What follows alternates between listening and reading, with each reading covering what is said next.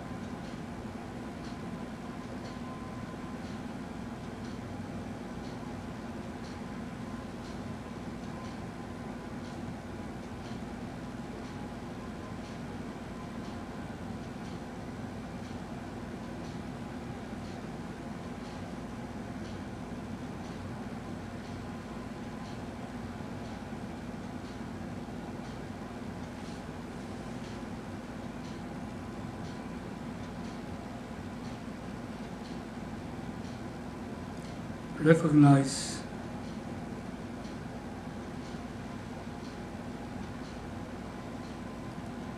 that the experiences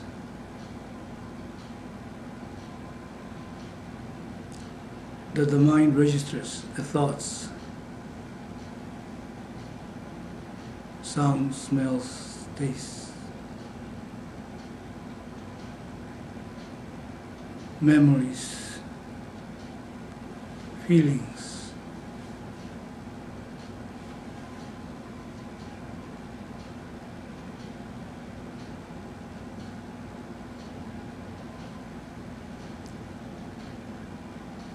they are all objects to you.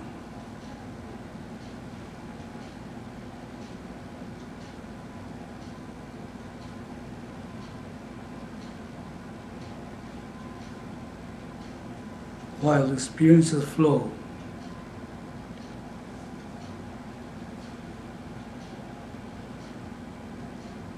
they come and they go.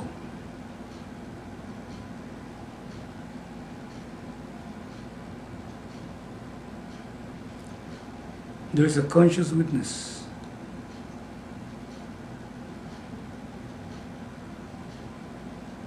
seeing, aware of their arrival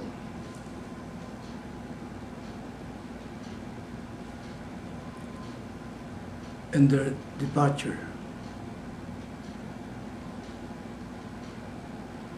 and in between of their presence.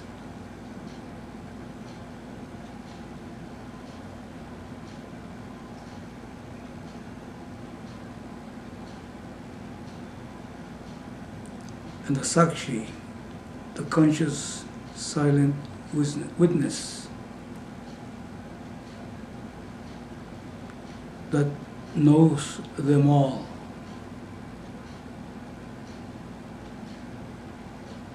remains ever changeless.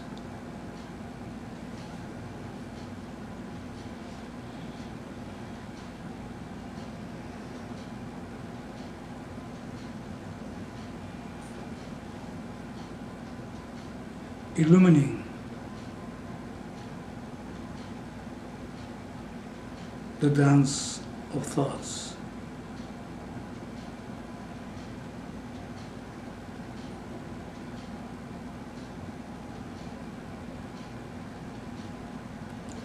That Sakshi, the conscious witness,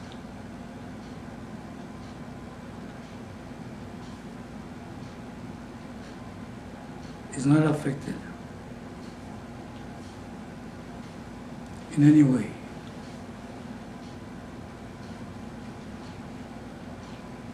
by the experiences the mind registers.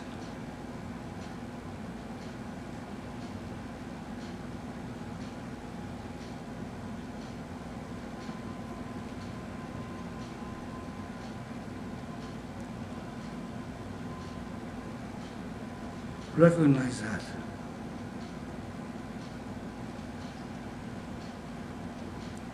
A good thought can come, or a bad thought can come. A comfortable experience can come, or its opposite can come.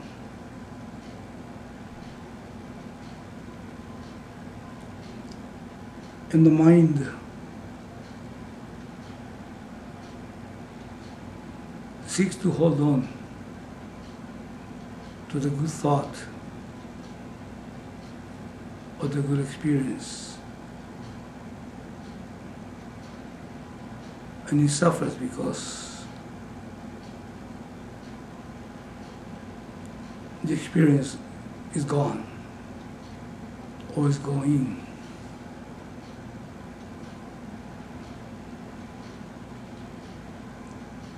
And the mind finds discomfort with a bad thought or a bad experience.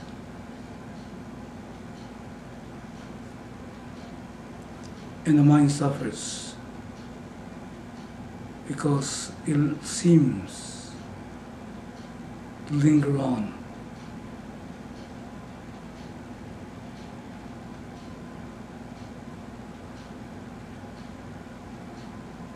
But the awareful being yourself, the conscious witness, is neither positively nor negatively affected by the experience. He just witnesses the experience, silently present.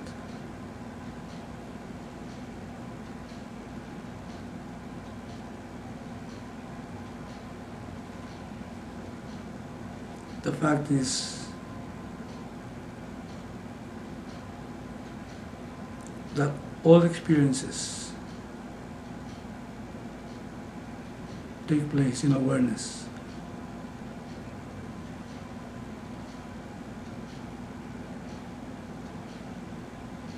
Thoughts dance in awareness, like waves dance on H2O.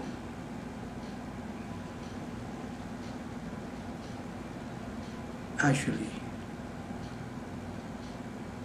there is no thoughts.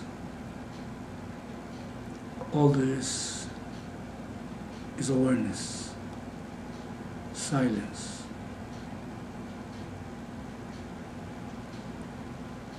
Upon which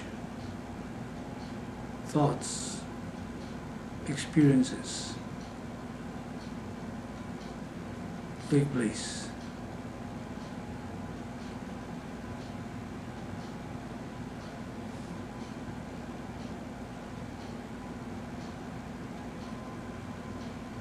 Silence awareness is the adhisthana, the basis of all thoughts and experiences.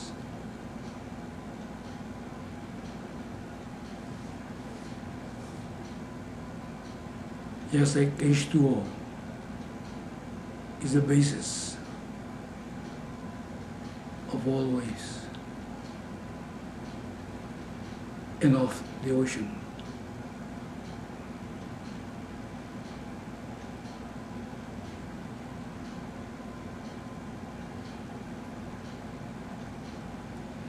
Know yourself thus.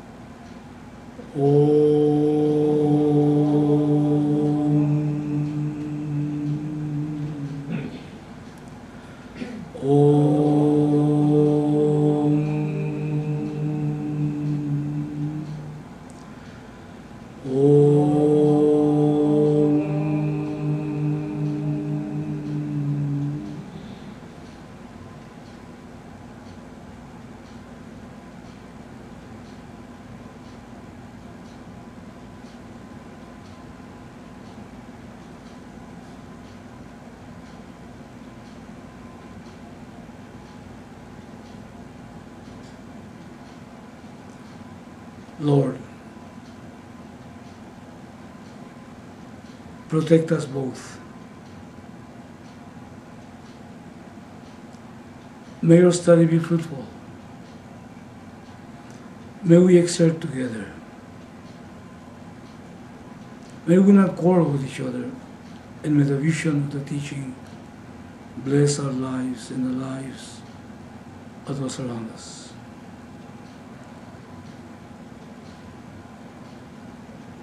Lord,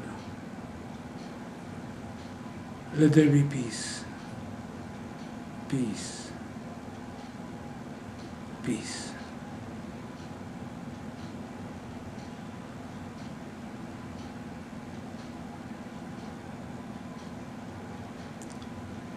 Om Sahana Bhavatu Sahanau Bhunaktu Saha Viryam Karavavahai Tejasvinavadi Tamastu Ma Vidvishavahai. Om Shanti Shanti Shanti.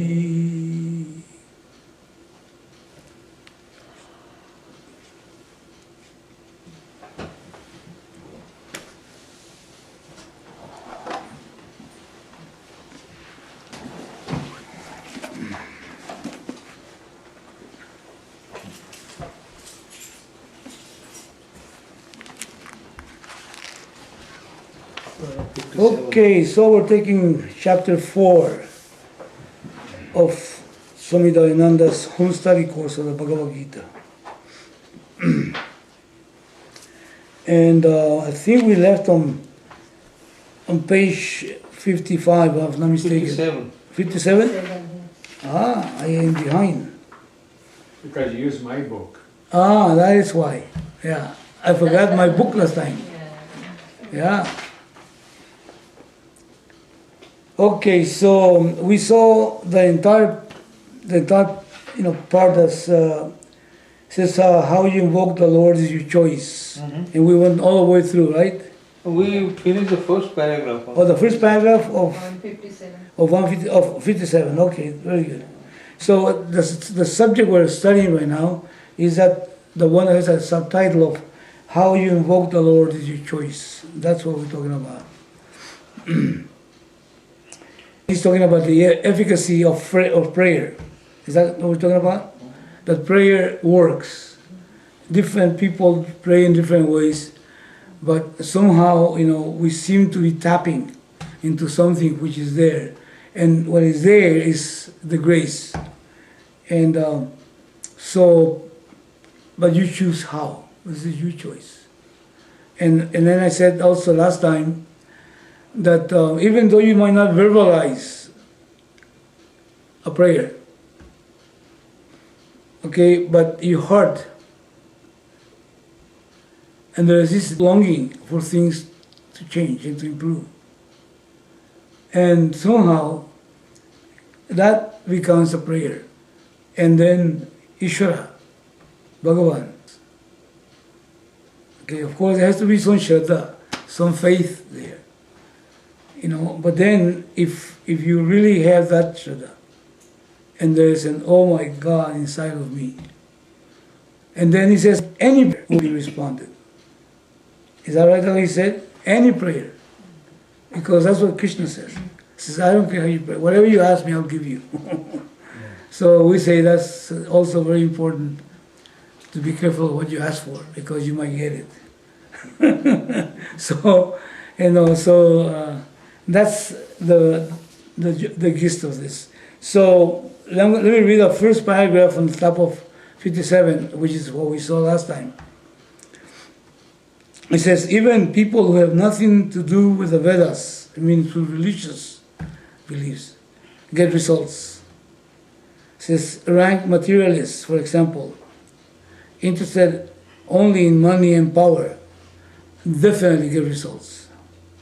We also find that without religion, Russia and China are surviving.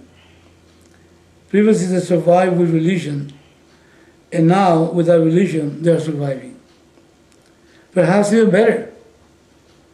Rituals and prayers have no meaning whatsoever to them. An ideal has become the religion. They are devotees of the state. For them, the state is God. This is what we saw last time. And then I think I mentioned also last class about there was some kind of commandment, in the Jewish Christian tradition that says, thou shalt have no other gods besides myself. Like God is speaking, that thou shalt have no other gods besides myself. And then, we tend to think that gods are usually deities out there that we invoke. Of course, we have the Greek gods, and we have the Aztec gods, and we have the Indian gods, and we have the Christian gods, and all that stuff, right? Because, Christians have many gods by the different saints. It's called devatas for Indians. But there's different saints. Virgin Mary, Saint Francis of Assisi, and all that. So, but then, people that don't have gods like that, they don't have icons like that. Their icon could be the dollar bill or the peso. You know what I'm talking about? Or the power. Or I have a friend that was he owned real estate and all that, and he was starting out. And I went to his office once. He had a big Lamborghini, huge picture in front of him. That was his goal. I will be able to buy that cash. Cash. So his life was dedicated to that. I think that by now he must have it. Unless he's in jail because he was also a crook. He has a Lamborghini, but he cannot enjoy it because he's somewhere else. That's right. So anyway, so things become our gods. People sometimes become our gods. Yep. Is that right? Oh, if she could just look at this way. Oh, if she could only tell me. And then I do everything for you. That kind of a thing, becomes like that. Actually, there is a movie star. You must be knowing that Amitabh Bachchan. Oh yeah. They have temples of him. Well, Movie star. They make Is that right? temples of them. There you go. They That's pray right. him like a god. Yeah, we worship football players and soccer players and like that. yeah, like that. And, so anyway, so that's their team or whatever, Become fanatics. Fanatics means fanatics of a particular thing. People get beat up because of it too. Don't you touch my team. Don't say anything about my religion. Don't say anything. Don't criticize me about all this stuff, and then people become upset about it. Anyway, so those are the gods he's talking about. So even atheists can have it. Even though they don't believe in God, but they get gods, means objectives in which they say, if I get that, then I'm okay. Did you know Madeline Mahar? Madeline Mahar? Oh yes. Okay. Tell me. Okay. She was the atheist. Actually, she sued the U.S. government on the prayer and the flag. It so happened, she more or less took what is the alternate to God. She took money as the basis, more or less. So she had a problem of, a lot of people chased her out from here, and ultimately she ended up in Texas. And since she worshipped money, so started using it. She had a son, did not get married, and all. So she went to one of the regional area in Texas and lived there, and still fighting for this, no religion in the U.S. Yeah, Suing here and yeah, suing the United States because they had in God we trust and so all that. happened that whatever she worked as a money means, it did not help her either. She accumulated somewhat of 200,000 or 500,000. She had a guy working for her in that house, and her son. And this guy found that she had money and he wanted it. So he literally killed her, butchered her actually. Really? Yeah. And The her son both. Oh my. Yeah. And FBI got involved in locating that. And this guy who served, so it so happens, ironically, what in the end, she did not see, the end she got was Right. not the. Yeah. I think in retrospect, I think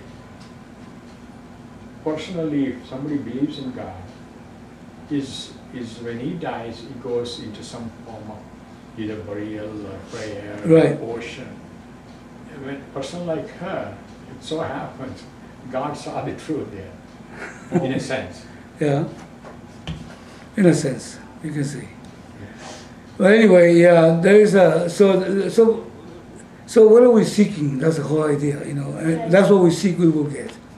It's something that happens, and you say, but how come some people don't get it? Of course, there's always situations that it is not only what you want, but what the situation is according to, to the environment and all that, because there's so many factors. But still, that's what he's talking about. Do you want to start, Ravi, reading the next part? Oh, yeah.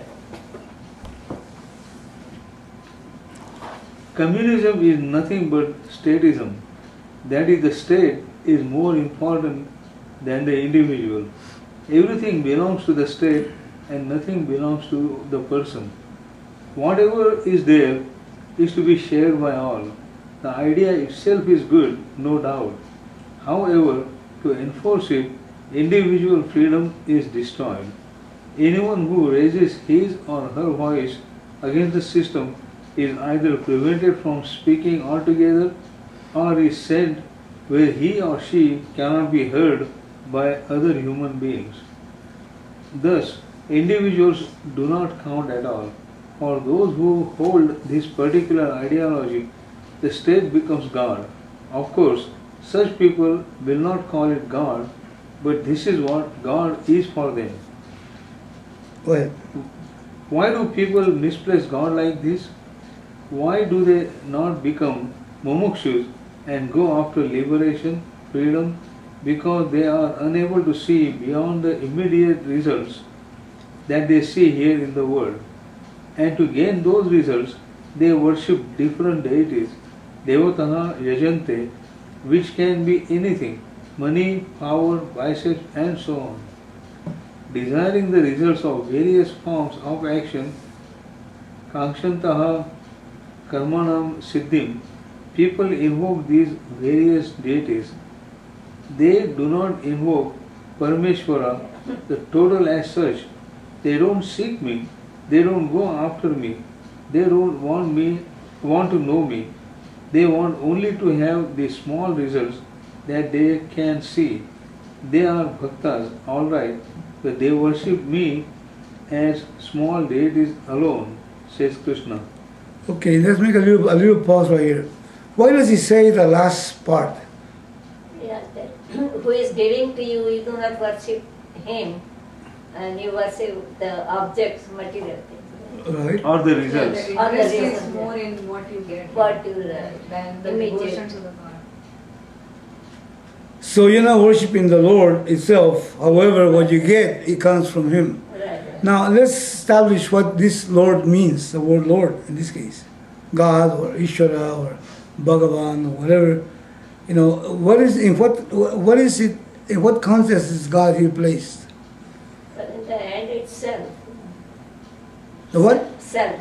No, not like that. Because you cannot say that God the self. Of course, I'm not referring to that. Because we have the concept of God, okay? So we say there is Ishvara. We say there is a creator. Or we say there's a sustainer. Or we say there's a destroyer in different ways and so on. Now, the whole idea of God is based upon what? What is? Or as we say, Paladata. Yeah, giver. He gives you something. Yeah, but what is it that gives it? What is this God thing? Some kind of a power. Creator. Okay, some kind of a power. Creator, we're ascribing a personality to that, and usually the God represents a personality. It's anthropomorphic kind of a thing. When you think of God, you think of something that has somebody, someone, and we call it some being, okay, intelligent being. But let's look at it from another standpoint, because this needs to be clarified. You know, what is this God that gives?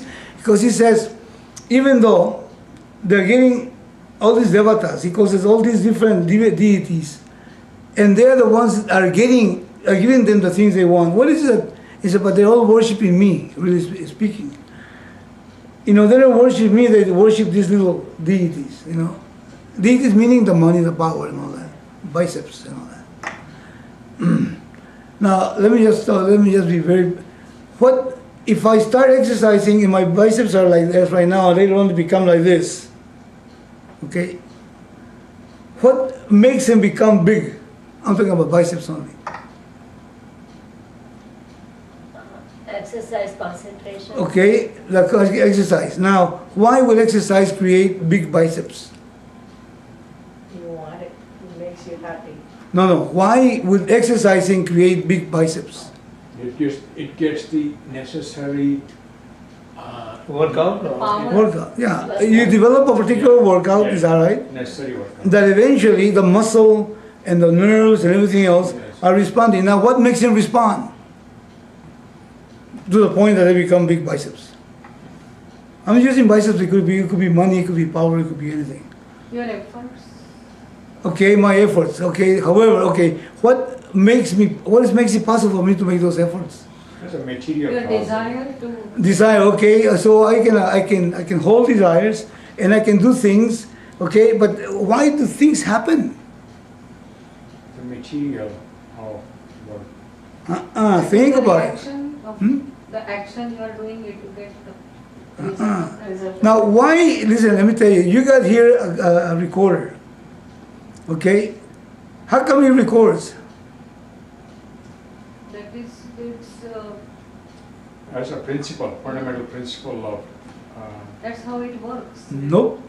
The power is on. Because it is connected to what?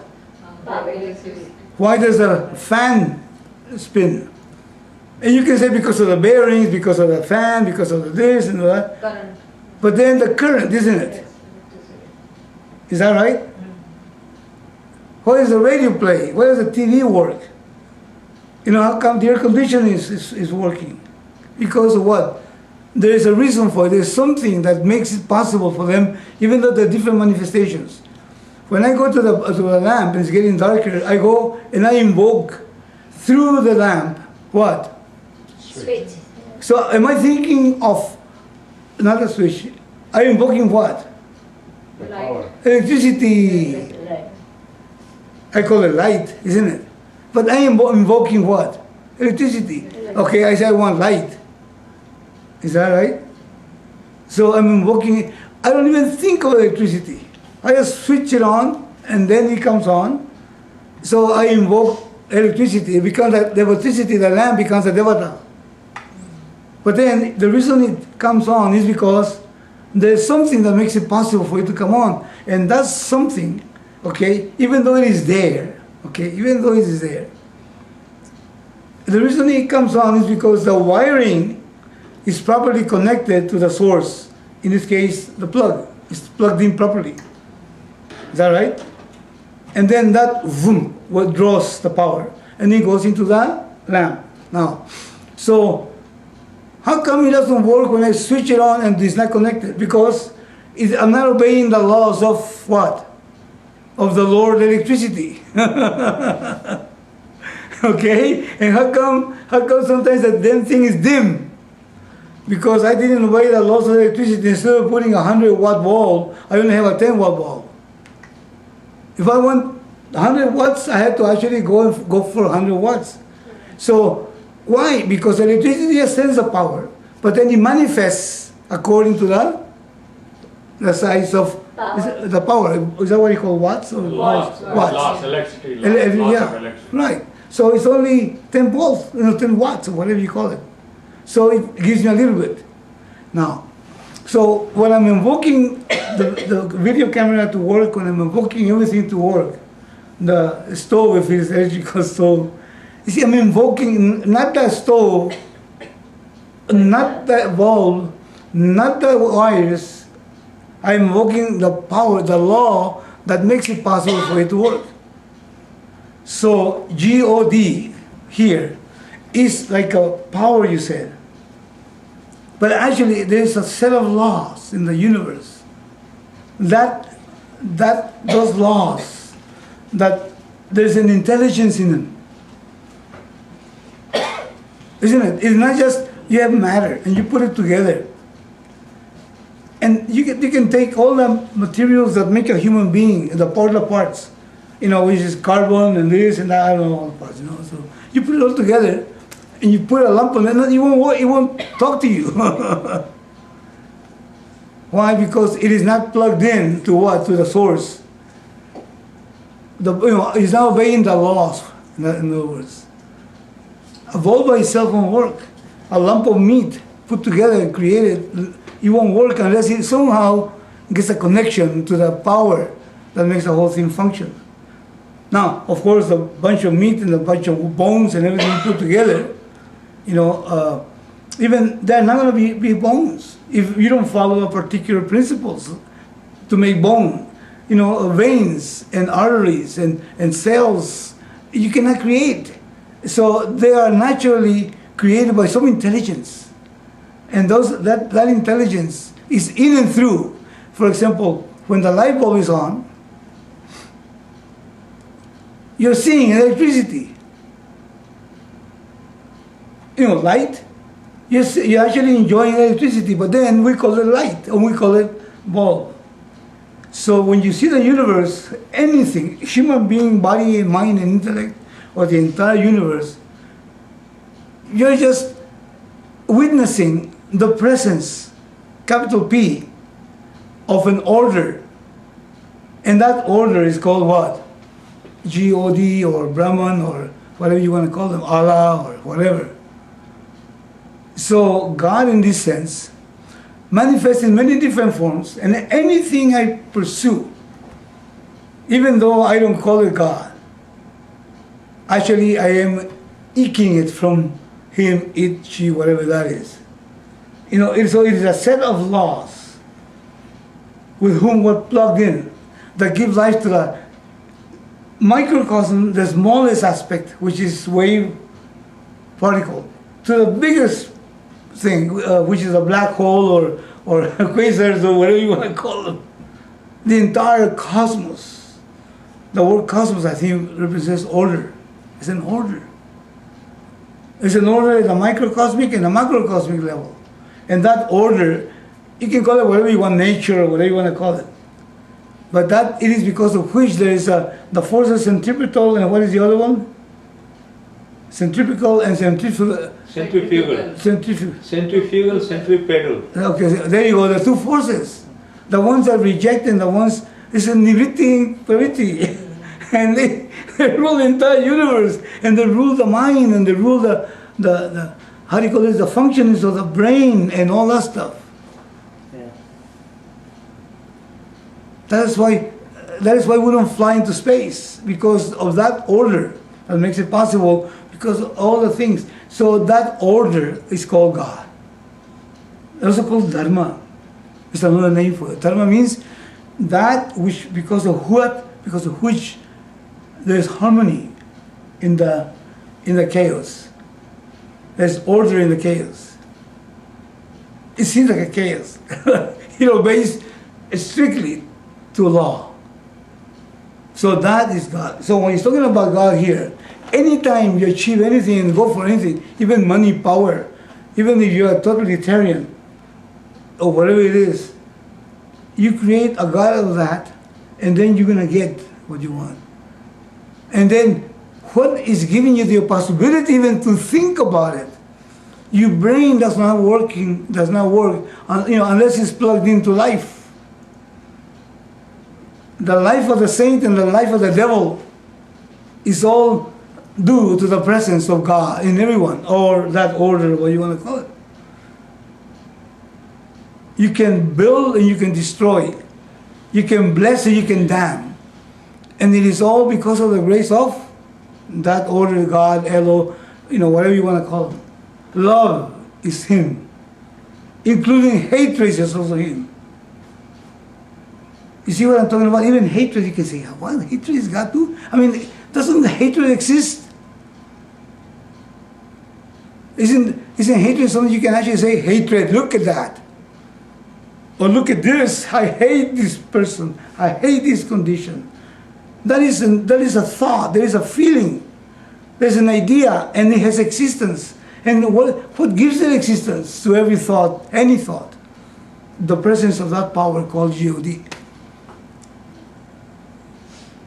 So let us get it straight, that, you see, what is that because of which everything is? What is that because of which everything functions? Where is he not? Can you get away from that? And don't call it God, you don't believe in God, okay. But now you're going to plan to destroy your neighbor, let's just say, okay, what makes it possible for you to even think that? The fact that you can think. You can see, you can hear, do you see or do you think by yourself? Is the weapon or the bomb or anything that has existence, did you create that? You might have put some things together, but the materials you didn't create them and were there. The effectiveness is not yours. The effectiveness is just how you put it together, that's all. But it's already built in as a possibility. And what makes that possible? And that which makes it possible is God. And that is immanent, please. That is immanent in everything and in everyone, whether you accept it or not. Is that correct? Think about it that way. Otherwise, God becomes a personal thing. Okay, fine, have a personal relationship with God. The electrician has a personal relationship with electricity and he respects it, but at the same time he loves it because it accomplishes what he wants. Is that right?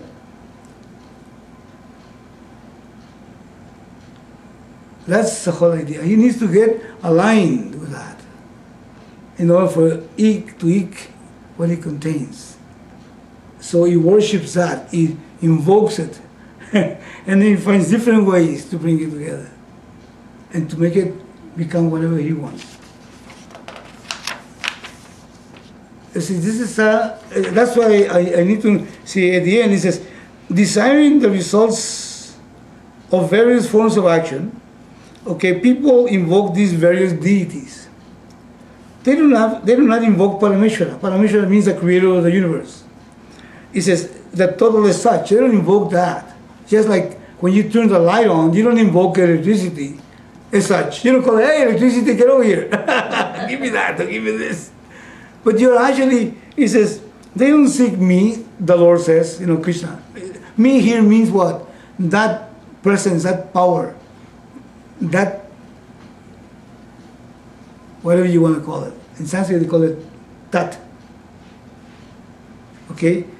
It said they don't seek me capital M. They don't go after me. They don't want to know me. They want only to have the small results that they can see. In other words, their vision only goes from the senses out. There's no knowledge. He says, they're bhaktas. Bhaktas means, I love the light when it gets dark. Bhakta means love. Devotee, yeah. Devotee. I'm a devotee of light. I want this thing to give me a recording when it's done. I love it. I'm a bhakta of that. See that? I'm a bhakta of the air conditioner. Especially on a day like this, which is 100 degrees almost, okay? I'm a bhakta. You come and say, oh my God, you don't have the air conditioner, let's turn it on. You love it. Okay, so they said they are bhaktas, all right, but they worship me as small desires alone, says Krishna. They only as a small deities alone. Yes. I still didn't understand quite when the guy works on his biceps. Sure, he puts his effort and stuff like that. But then why does it grow? Because it is possible. What means what? Because it is possible. And what makes it possible? The presence of the law. That says you can go enough in a muscle and eventually the muscle will grow. It's natural. It's possible. The law. It's actually Working to the... yeah, use the work. Yeah, you work on the possibility, isn't it? Working for that goal. Yeah, whatever you go for, it comes up. So now you see this guy, one day one of my sons, was riding a motorcycle and hit another motorcycle in the air when they were both jumping like that, and they both fell down. And when I saw my son, the leg was all turned around and all that stuff. It was broken in 4 pieces. Oh. And I said, you'll heal. Just put it right, just put it together right, and just wait a little time, and give it a little help with a little nail, how do you call those screws on it, and it'll stay.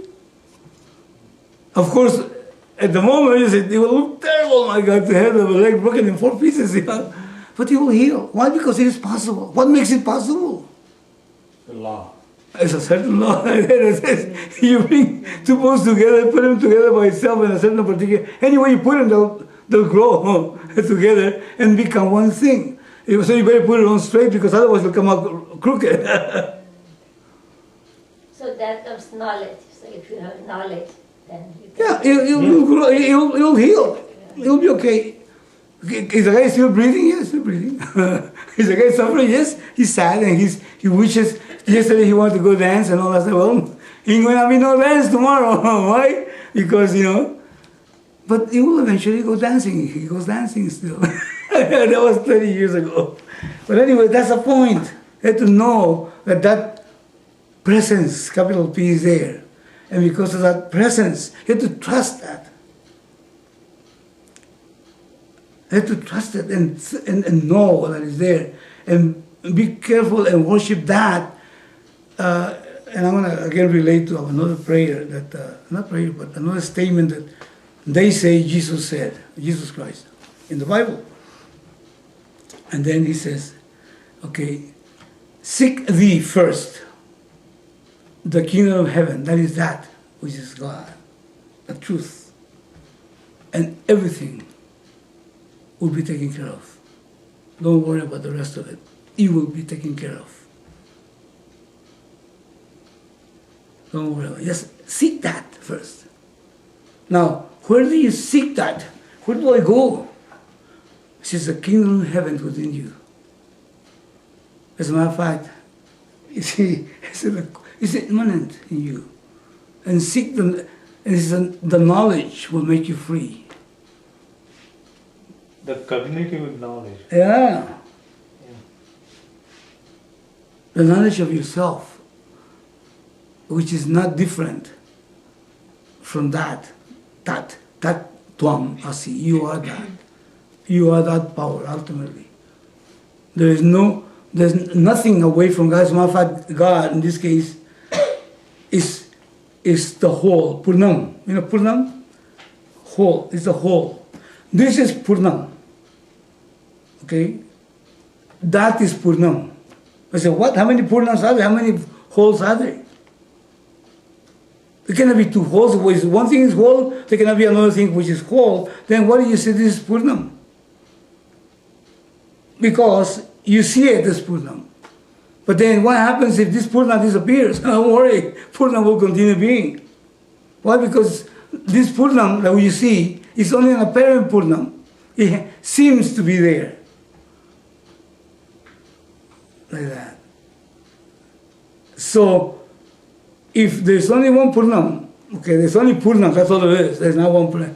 If there's only Purnam, then what are you? It has to be Purnam.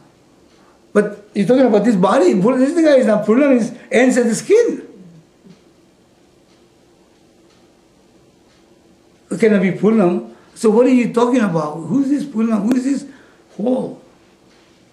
It's the nature of yourself, which is the content of the wave. That is Purnam. Now, the wave sees the whole thing as Purnam. No. You take away that with all the waves, all that's left over is just water, which is Purnam. So recognize yourself as such. And worship that, and everything else will be granted. But then in order to worship it, you have to know it. You cannot worship you don't know, something you don't know. And if you don't know it, at least you have to have Shraddha that is there. Because it's not something to be seen by the eyes. Is that right? You know, they talk about third eye. The third eye is not a third eye. It is the eye of knowledge, the understanding, that is unfolded of something that is right there. You have to experience. Yeah, it's not even experience, because you're experiencing that presence right now. You know, you're experiencing that. That is why you see completeness. Why? Because there's something in you is experiencing completeness, but you don't know that it's coming from you. You think it comes from something else. So you have enough experience of yourself. The problem is you don't have knowledge of who you are, because you can experience something and not know what the heck that is. You know that, right? You can experience something and not know what it is. Like Swami Dayananda, you know, I tell you the story of the 10th boy. He's there, and the 10th boy is crying because this boy is gone. He counts 9, is supposed to be 10. He forgets to count himself. He's experiencing himself all the time, you know, but then he's deluded, thinking that there's a 10th man missing. So you are already experiencing yourself. Now you have to know yourself. Otherwise, we go for experience, and experience is something always that comes, lasts, and goes. Experience is a state, please. It's experience. Any experience is a state in which you are out of it, then you come into it, and then you get out of it, including samadhi. This Nirvikalpa Samadhi is just an experience that you come out after you have gone in, and you might have a little nice thing. So the problem is that we become seekers of experience in the spiritual field. Okay, just like we become seekers of experience when we go see the latest movie, or we want to meet somebody, it's another experience, or we want to be without somebody, that's another experience. So this samadhi stuff for the yogis is another delusion, because it says, hey, I have to experience myself. What do you mean you have to experience myself? You have been experiencing yourself all the time. Where do you think that longing for wholeness comes from? It comes from you. So then what is the problem? The problem is what? Avidya. Avidya means? Ignorance. Ignorance. Not knowing who you are. So come to know yourself. So experience, Amma, it's been called experience. But it is not experience. It's because experience you have. This Sakshi is constantly there, present. Okay, and it is not looking for experience. He's just experiencing everything, but then he has an idea that I am a limited being, that's all. Because it identifies with that which is limited. When the person drops the identification with the experience, then the experiencer becomes, hey, Aham Brahma Asmi, I am that Brahman. That's the whole. That is why the Vedanta is not very popular. Because the entire Karma Kanda of the Veda, which is the thicker part of the Veda, deals with experience. Mm-hmm. And the last part of the Veda, which is called Upanishads, is called Jnana Kanda. Jnana means what? That which is solved through knowledge. And what is solved through knowledge? That which is already there that you don't know about. Okay, in the Karma Kanda, what does karma resolve? That which requires to be achieved that is not yet achieved. That requires to be gotten that is not gotten yet. And that is always in terms of experience. Heaven, even heaven is an experience. You know, lokas, Brahma Loka and all that, all experiences, and then Hindus have it right. You know, in what sense? Because Hindus have 7 heavens based on the amount of punya, the ticket they got. You know, a good ticket, a bad ticket.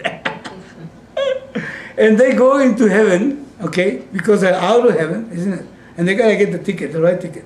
So they finally go to a particular loka. I said, this heaven, how do you call this? How do you call this heaven in Sanskrit? Swarga. Swarga. You go to this particular Swarga. You got the ticket. They say, hey, and then oh yeah, you got one 3rd heaven. Good, you made it.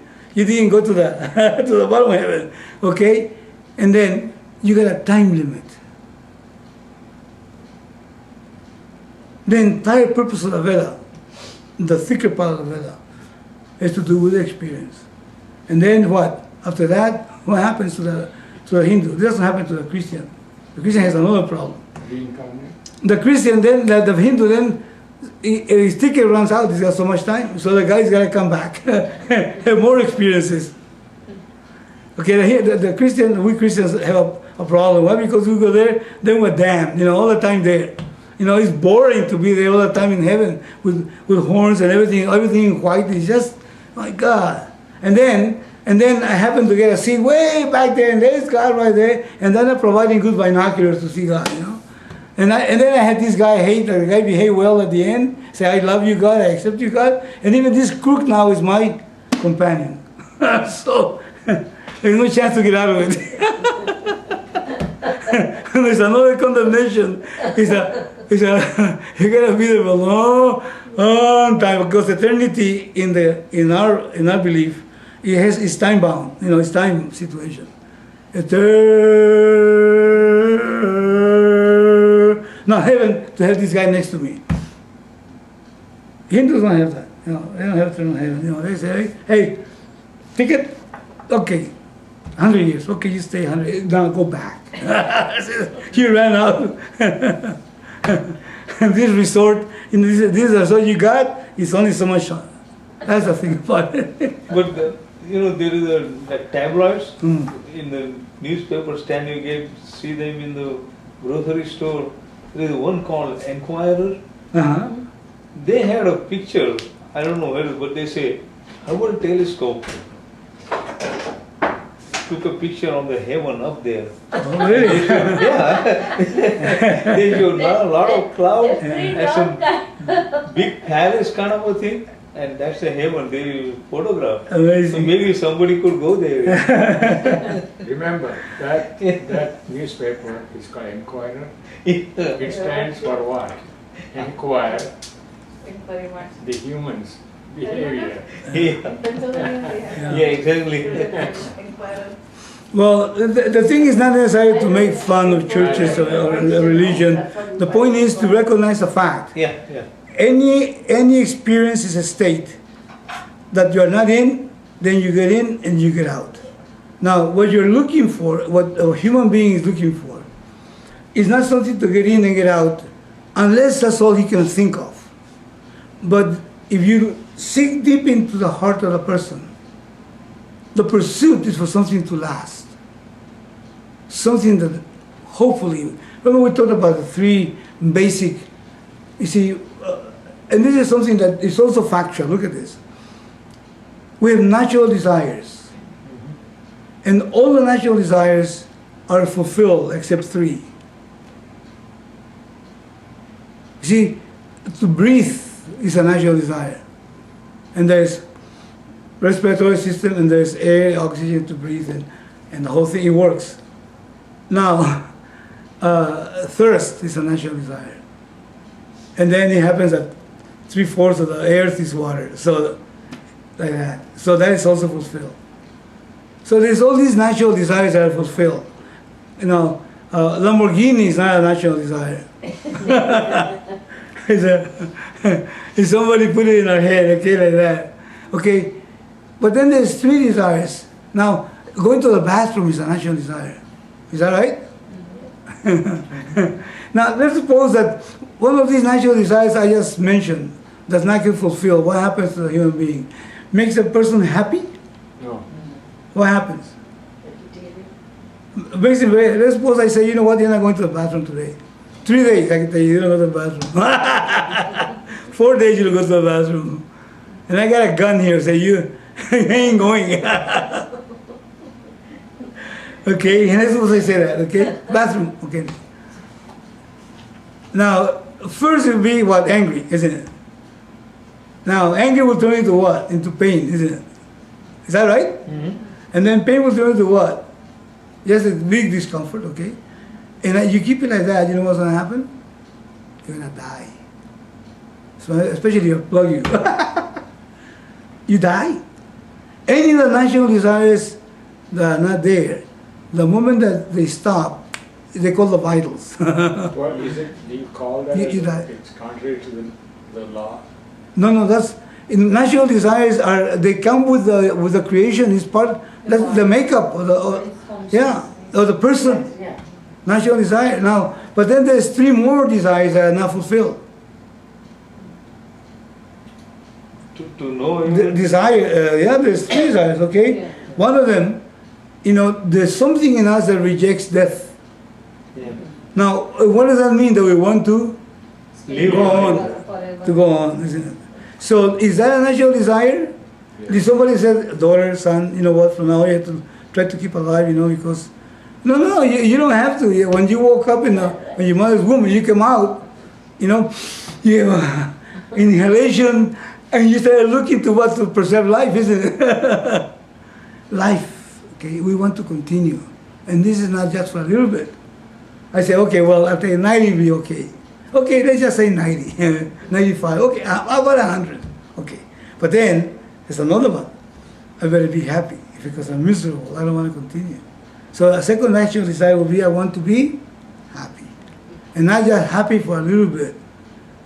Happiness forever. Now, the third desire is a desire to what? To Know everything. To know everything. Now, are these needs fulfilled? Are they fulfilled? Do you know anybody that's lived forever? Do you know anybody that knows everything? Do you know anybody that is always happy? He's always being happy. He's never had a moment of unhappiness. Nobody. Now, these three desires, they seem to be not fulfilled. And then this is what makes the person die. Die means D-I-E. Die? Is that it? D-I-E. D-I-E. Okay, now watch. So we seek that all the time. We want to continue to be. Let's suppose that one day I come here, okay, and then you close the door, and I know you're here. Okay, look at this. I come here and you close the door. After all these 10, 15 years, you close the door on me. And I go home and I say, what happened?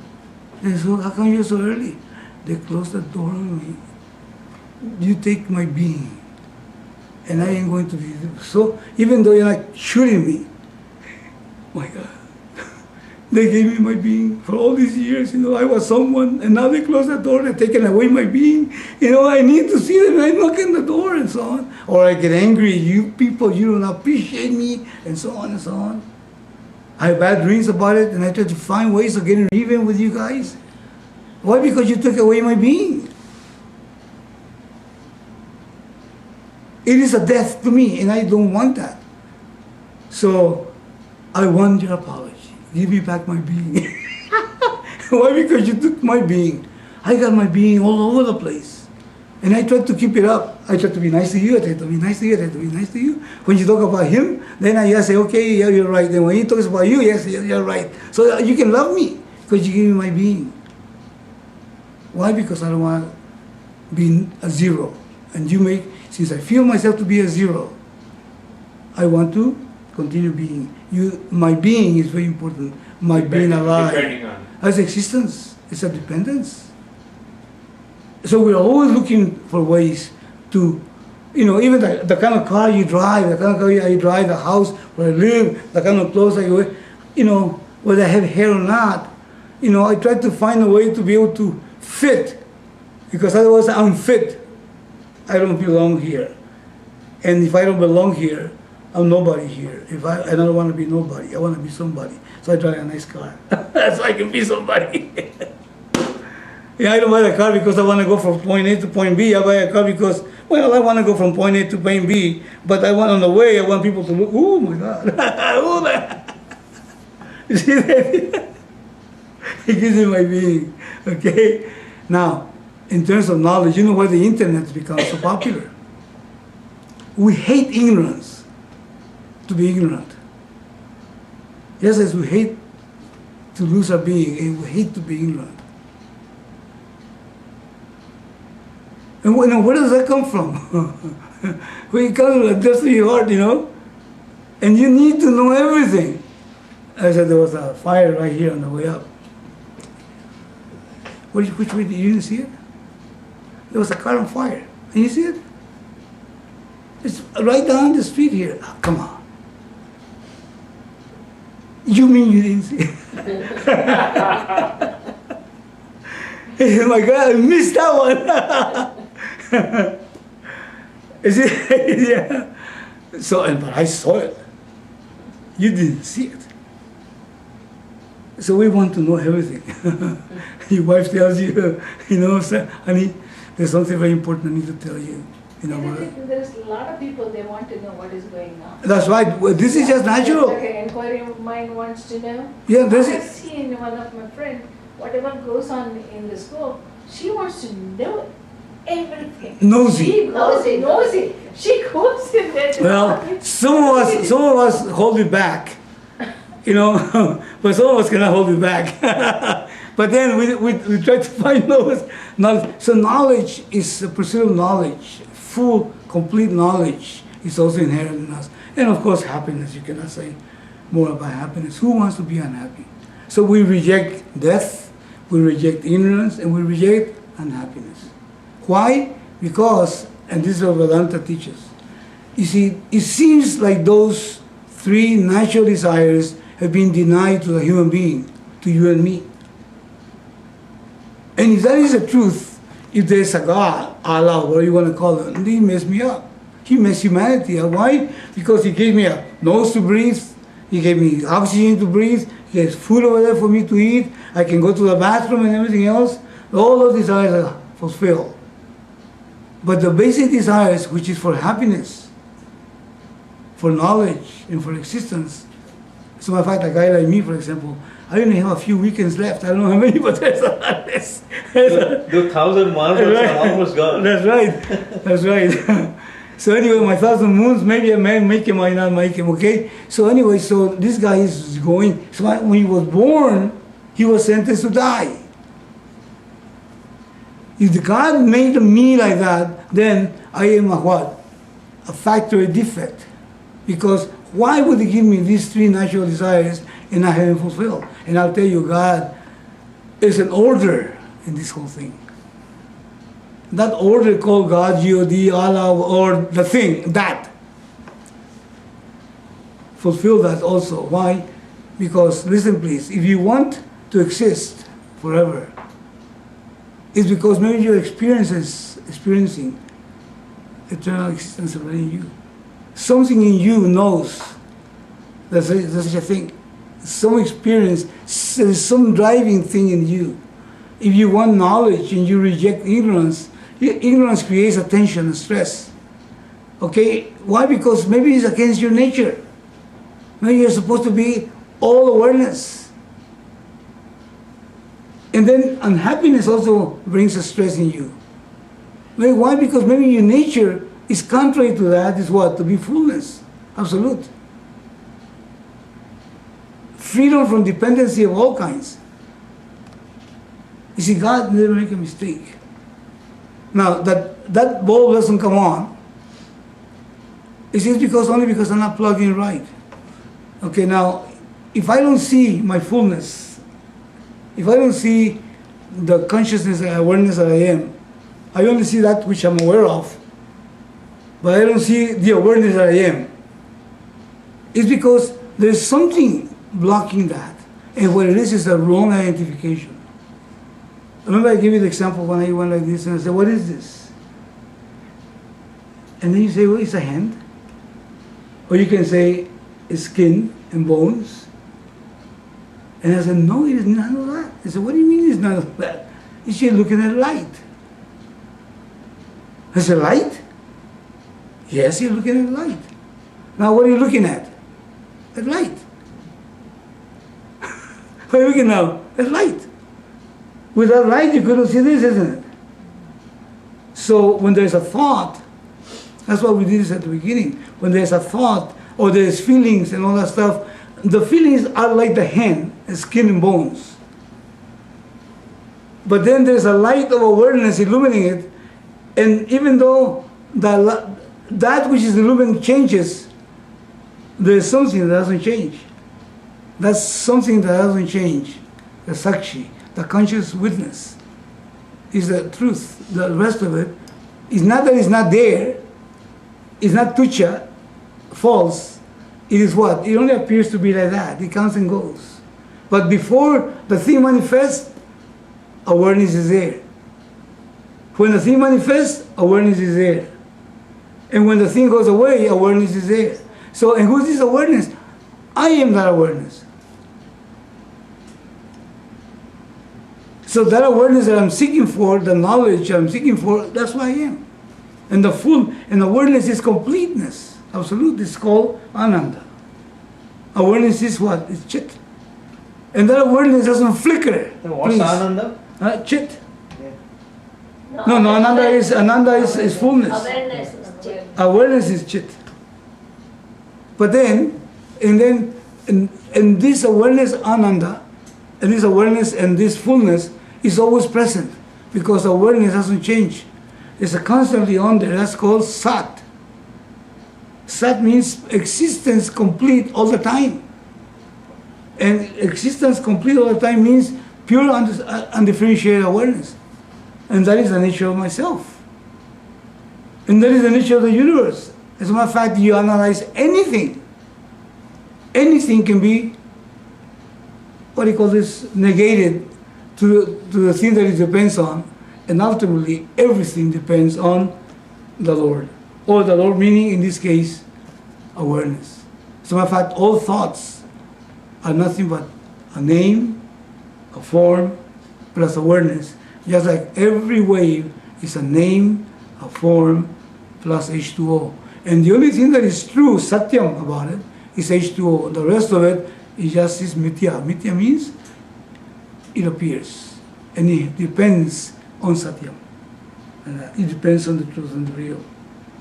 So look at all these bodies, different personalities. Look at all these objects. The nama, rupa, name and form, plus Brahman. Brahman is awareness. Awareness is Atma. It's called Paramatma. So this needs to be properly assimilated by the mind. And if the mind doesn't pick it up, then maybe it might behoove me as a human being to start seeking that, because to recognize that is to the tension of the stresses we have. These are binding. These are binding, when to go like that on life, in wanting to these things to be fulfilled, it makes me dependent on life. I become a slave to situations, I become a slave to everything. So I'm like this, looking for wholeness. And I will never be able to find it, because karma doesn't bring about that. Karma is limited. So what will happen is, if I discover myself to be the Satchitananda, Satyam Jnanam Anantam is Brahman, is me. If I discover that to be me, aham, free. I am free. This disappears completely. The stress disappears completely. And the stress is not there because it was supposed to be there. It is because of wrong thinking. That's all it is. So the pursuit of moksha is to be then, in terms of proper understanding. That's all. Karma will not produce moksha.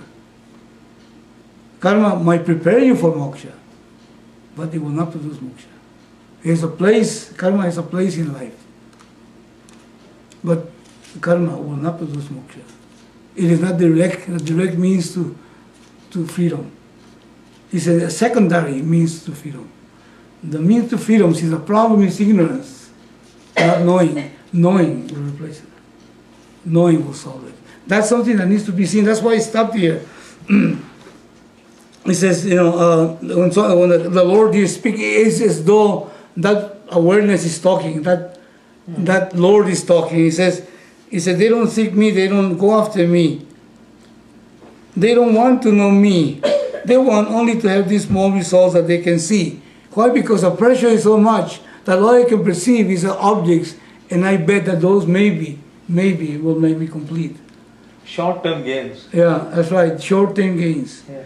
He says, they're bhaktas, yes, they're enamored of the things they seek. The little deities they create, the devatas they create. They're bhaktas, all right, but they worship me as small deities alone. And then he says, and why do they do this? Now here's the question. Why do human beings do that? He says, because having doership, you know what doership? Mm-hmm. Again, karma, kartatva, having doership, the sense of I do. Okay, they think, here's what they think, what we think when we are deluded. I am an independent person. Look at it, an independent person means not necessarily that I don't depend on anything. Independent means I am an individual, separate from the rest of it. Mm-hmm. This is what we think. We see ourselves as ending in maybe a foot and a half or more sometimes on the side and about 5-6 feet on the top. And then you are other than me. And the world is other than me. And I am just a small guy. So I think I am an independent person. As an independent entity, so to say. And entity, that's right. Yeah. He says, because, he says, this here, he says, I am an independent person capable of doing what is necessary to get certain results. Now I empower myself, I can do this. I am the doer.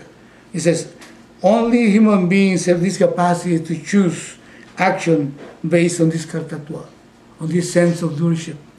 This sense of doership. Animals do not have this sense, nor do the devas. They only have enjoyership. It's a bhaktatva. Is that right? Yes. How come they want? We'll see more. Good. Yes, go ahead. That's what exactly I was going to say. The last line on the previous paragraph, they say they are bhaktas. Alright, but they worship me as deities. Actually, more than bhaktas, more appropriate would be they are bhaktas. That's why they are doing it. Right. But they do have devotion. Yeah. The bhakta here in the sense they love the little devatas. Yeah. But actually they're bhaktas. Bhaktas means what? Enjoy. People, they just go for enjoyment, that's all. Yeah, that's why now he is saying bhaktratva. Yeah, that's right. At the end he says, right, they only, now, he says, animals don't have this sense, nor the devas. They only have enjoyership. Now, look at this. Let's see how that works. Let's think of a cow. Okay, let's think of a cow. Let's think of a mosquito. They come and hit you. Yeah. Okay? And they say the all females are pregnant. You know, mosquitoes, if they bite you, they say that, right? I don't know how true that is. And they come in, they don't have, and go to the next mosquito, I got this one. I got him. They just go and enjoy the blood. The cow just goes and enjoys the forage. He doesn't say, hey, I kicked that guy out of the way, and look at me, I got this. There's no sense of doership in the cow, on the mosquito, in the dog. Isn't it? But then the human being has what? The ego. The ego, a sense of, because why? Why? Because God has given intellect. Okay, and then what happened with that? Free will. What happens? What is the difference between a human being and most animals? I mean, even the most evolved animals. Discriminating power. You have discriminating power. Okay, and what does discriminate? Intelligence. Well, now, okay, but what does that intelligence provoke? Or what, when we become intelligent, then he says what? Aham. Is that right? becomes self-conscious. That's what it's. So self-consciousness, self-awareness. The cow. And the cow doesn't have self-awareness. But I don't understand about devas. Why they? Okay, devas are what? Look at the devas. Devas, in this case, are the ones that somehow gives us the result of the actions. Okay, so give us something. Like in this case, the wind is a deva. Okay. Okay, isn't it? The devata. They call the things, the situations. They're all devatas. We, there are things that are conducive for something.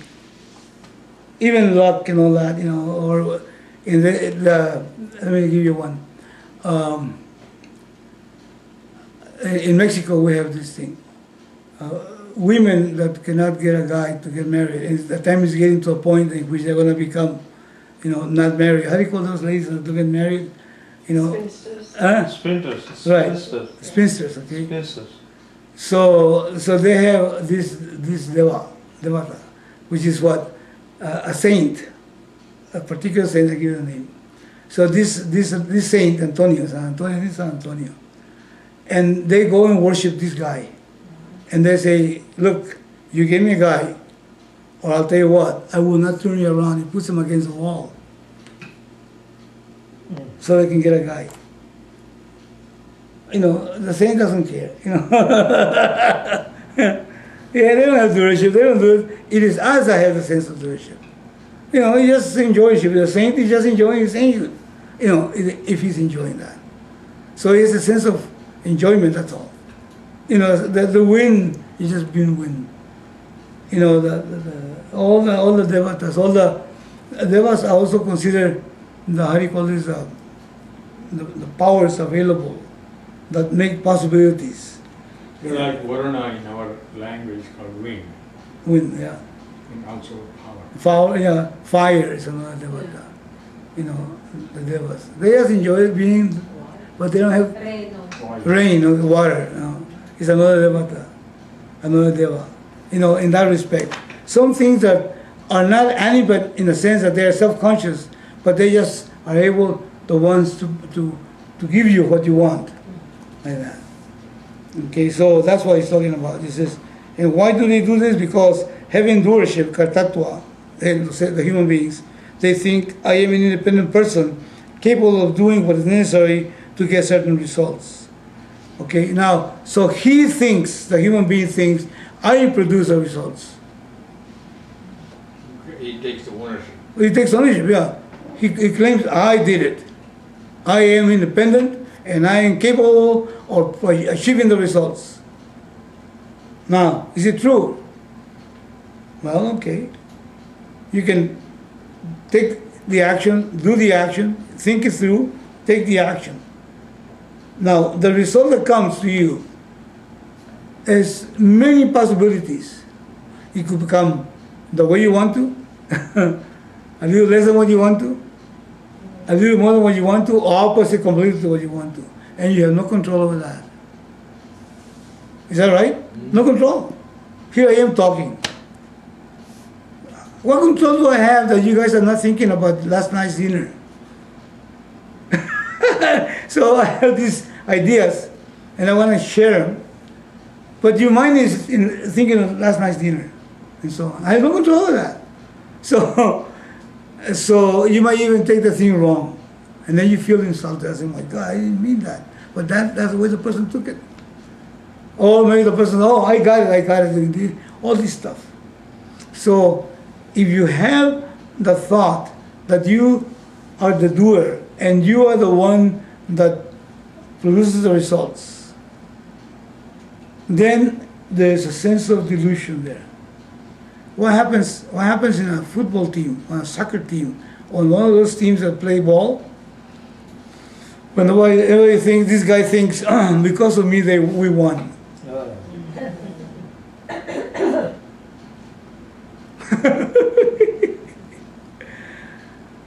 That's not the way the true sportsman does. That's right. Well, but this guy is deluded, isn't it? And to make sure that he deluded, they gave him Give him the MVP. Yeah, that's right. Most valuable. Most valuable player. Yeah, in a business, in a family situation, I am the father, because of me everything happens. Wait a minute. You don't know that behind your back these guys are doing something else. What are you talking about? See, like that. Or they're cussing you inside. Like that, it's a delusion. So this fellow, I think I'm an independent person. I achieve the results, and my actions achieve results. Wait a minute, the results don't come from you. The results come from what? From a whole set of factors of which you have no control. First of all, you don't have all the power, not even over your children or your wife. You don't have all the knowledge either. You don't know what's going on your side over here. Okay? And then what? So the results don't come from you, they come from the laws that are there. The universal order. The universal order, of which you have no knowledge and no power. You can only claim, I did it, to a point. But the result is not yours. The kartatva, that's it. But as long as you have the kartatva, there's a big delusion. We have to see it in that sense, because these Sanskrit words, they have to have meaning, because they're technical words. See? So somehow, that's how we get into trouble. That's why we suffer. Because we have this sense of kartatva, this sense of ego. And it is incorrect, my God. Really, come on, relax, man. Wake up. No wonder your husband is always angry. No wonder your wife is always angry. No wonder your children don't listen to you. It's stupid. I say, oh, I got that. Is it a child who loses respect? Unless he's afraid of you, he won't tell you anything. He's afraid of you, but then he says, my God, my father, they lose respect. Like the guy that is in a soccer team. He thinks because of me I did this and that. What are the other guys going to think about the guy? They're going to worship him? Heck no. So that guy is an idiot. The opposite is true about the Colombian football player. Poor guy, he didn't make the goal, free goal, remember? No. Yeah, in the World Cup. Oh? He went to his hometown. So they were so mad at him. Yeah, I know. Anyway, so What a mess. So this is only human beings have this capacity to choose action based on the kartatva. This sense of doership, animals don't have this sense, nor do the devas. They don't have enjoyership, bhaktatva. The mosquito doesn't say, I got that. He has enjoyed the blood. So that's why we're gonna have fun, because this enjoyership, it's a matter of living, having fun living. Otherwise, just it's another stress. Do they appreciate me? Do they get it? How did he get all of these people? All this stuff. Hey, wait a minute. Hey, get the opportunity to do it the best way you can, and whatever the chips fall, just take it as prasad. Prasad means, hey, listen, it's a gift, the opportunity to be able to do it. I was telling somebody today because they were making comments about my age. I said, you know what? When I'm getting ready to retire and all that, if I was to drop dead right now, let's say with an aneurysm, that's it. I feel myself very well served. Because I had an amazing opportunity to make noise and take in that space for a long time, and I had all these friends and these possibilities, and somehow they were given to me. I never created anything. Everything was a gift.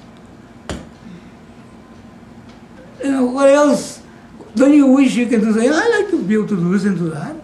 But I'm not going to be going for that. This is what I got, my God. It's amazing. And also, there is no end to it either. That's right. If you claim, I want to live a few more years, there's no end. There's no end to it. Yeah, no. Then you're not living for now, you're living from when? There is no end to the desires. Yeah, the desires, yeah. So anyway, that's the whole idea. You have to actually appreciate. And to appreciate, you have to somehow lose. It's called bhaktartasya. We have to enjoy life. Enjoy what is given to you. And get out of this situation about, look at me, look at I accomplished this and that. Of course we accomplished some things, but we didn't do it by ourselves. Can you imagine Can you imagine, just in this particular teaching, if I would have never met Swamiji Mahananda, and if I would have made the mistakes that I made in the past, that eventually put me to that particular possibility. What created that? I wanted this and I got something else. I came to this country even, my God. And so on and so on. I had nothing to do with it. And you say, my God, but don't you want some credit? I don't need any credit. My God, I just enjoyed the whole show. It's a nice trip. And let it come. It's okay. I'll take it whenever it comes, That's the whole idea. Okay, let's finish the class.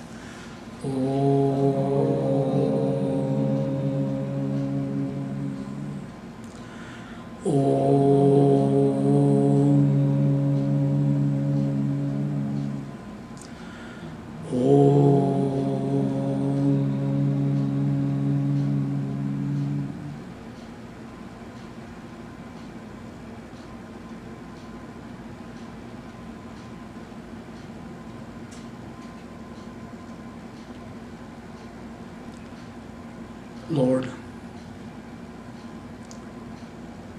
lead us from what appears to be true to what is true. Lead us, Lord, from ignorance into understanding proper. Lead us, Lord, from a sense of limitation of mortality to discover a limitlessness of immortality. Lord, that is whole. This is whole. From that whole, this whole became manifest. And if from that whole we were to take away this whole, what will remain will again be only the whole. Lord, let there be peace, peace, peace. Om Asatoma Satgamaya Tamasoma Jyotirgamaya Mrityoma Amritam Gamaya Om Purnamadav Purnamidam Purnat Purnamudashyate Purnasya Purnamadaya Purnameva Vashishyate Om Shanti Shanti Shanti Om Sarve Bhavantu Sukhinaha Sarve Santu Niramaya Sarve Bhadrani Pashyantu Ma Kachit Dukha Bhavet Loka Samasta Sukhino Bhavantu Om Shanti Shanti Shanti Harihi Om Tat Sat Shri Guruvyo Namaha Harihi Om.